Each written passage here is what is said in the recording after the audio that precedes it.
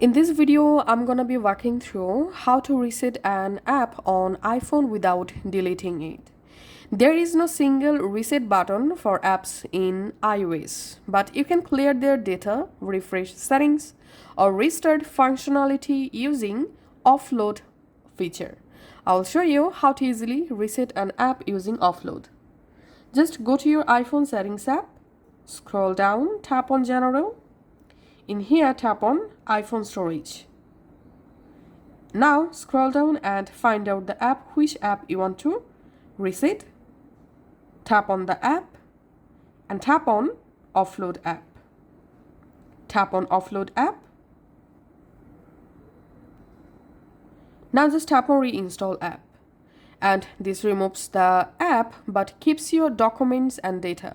So when you reinstall it, it feels like a soft reset. Thanks for watching.